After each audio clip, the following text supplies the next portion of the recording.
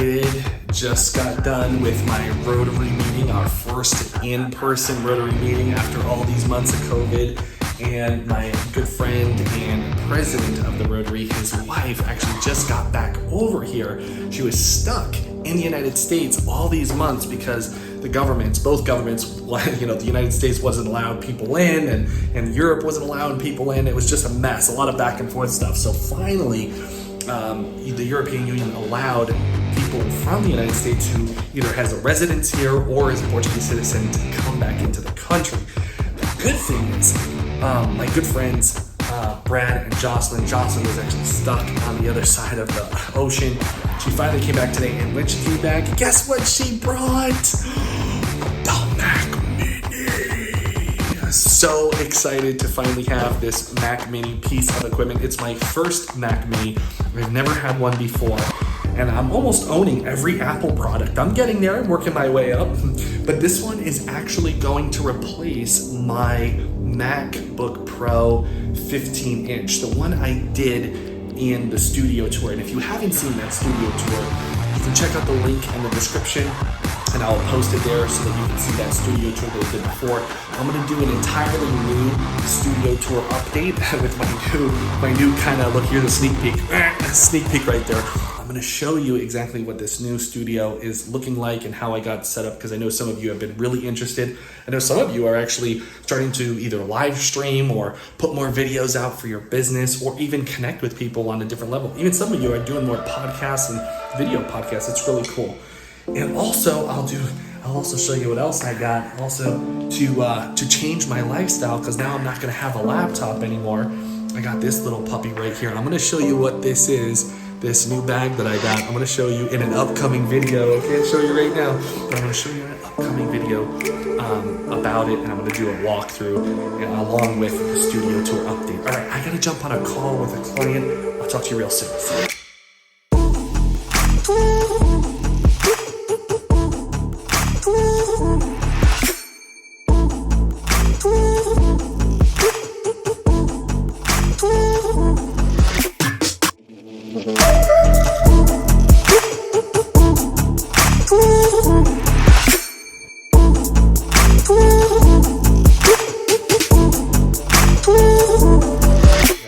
We got the power button, we have the power cable, we have Ethernet goes here, then we have 1, 2, 3, 4 USB-Cs, amazing, HDMI, and 2 USB ports with the port for the headphones.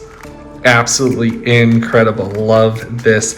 Now, because there's only one HDMI, I can only plug in one of my monitors, but it's okay, I have another extension right here. I've got a little dongle. I have the, what is it called? Mach-in? I have the Mach-in dongle right here.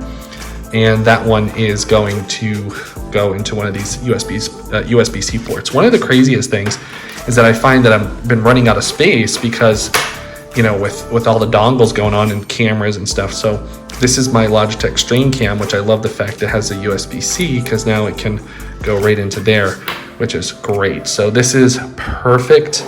It looks fantastic, and it slides. It slides. Yes. So let's get this turned on. Now I want to show you what's actually inside my Mac Mini that I just picked up. So let's dive into the About This Mac and see what's cooking. So as you can see, I currently have the Mac OS Catalina version 10.15.6. This is the 2018 version. There probably is going to be a new version released later on this year. But I got a processor of 3.2 gigahertz with a 6-core Intel Core i7, which is kind of interesting because Apple just dropped a new iMac today, and it now goes up to 10 cores, which just crushes this computer. But the reality is the difference between, the Mac computer or the iMac per se is you have a screen, and I didn't want to take a screen because if you guys know that I travel quite a bit, so I don't want to be lugging around the world a big computer monitor, right? So that doesn't work for me. So the Mac Mini really works well because I can literally drop it into any suitcase and just hook up to a television or a monitor along the way, depending on where I am. So that makes it a lot easier. The memory here is 32 GB. The good thing is these configurations are actually upgradable. So all I have to do is well, I wouldn't do it because I don't even know how. But all you have to do is unscrew the bottom of the Mac Mini, and then you can have access to the Mac Mini and upgrade what you wish in regards to memory. And then the startup disk is, okay, the Macintosh. That's the graphics card, and then there's the serial number. All right, so currently what I have going on for displays, I want to just show you currently what I'm working with and give you an update on this, because I think some people get really all into it. So I'm currently using this Philips display on the left, which is actually what I'm recording on right now. And then over my dual monitor is an HP 24F display. Same size, same, resolution and whatnot. However, you'll notice there is a difference here in company brands. And what I've realized is that, and maybe I'll do like a video about this separately, is the color configuration. The colors are much more real and true and just shining on the HP compared to the Philips. Now, at first I thought I was gonna get another Philips. I was just gonna duplicate the monitor for the Philips, except they ran out. So I was like, shoot, let me go get another one. So I got an HP, and this monitor is just really, I actually want to get another HP and sell the Philips, because that's how good it is. But unfortunately, there's always a limited supply here on the island. So, and some of you may be watching this if you're in the United States. You don't even have access to some of these monitors. They have different, configurations over in the United States. So it all depends. All right, here's currently what I'm working with in regards to space. You can see I have the Macintosh that's, the regular HD, and I have 1 terabyte built into the computer already, okay, into the Mac Mini. And then I also, as you can see, I have connected my SD card. Now I talked about this SD flash. It's by SanDisk. I talked about this in a previous, when I did the office tour. I'll post a link in the description. You can check that out. It's really good. I have it actually already attached to the Mac Mini. I just leave it attached, and then I just drag and drop any finished or final videos that I want to keep. It's basically just for videos and pictures, mostly videos that I want to keep long term. So it's there for now. I am looking at alternative solutions, but that's what's plugged in. By the way, if you do have an alternative solution, anything that's small, if this Extreme SSD, by the way, by SanDisk, is really skinny. I'll post a picture here or something, but it's really light and skinny. It's really nice. And if you have an alternative to that with your experience, let me know in the comments below. I'm always curious to know and find out. As you can see, the majority of the stuff that I have here is photos. It's actually videos. A good portion of that is videos, and I've been reducing those videos. A lot of them are videos for the YouTube channel or videos for my clients. And a lot of them are recorded right on my iPhone.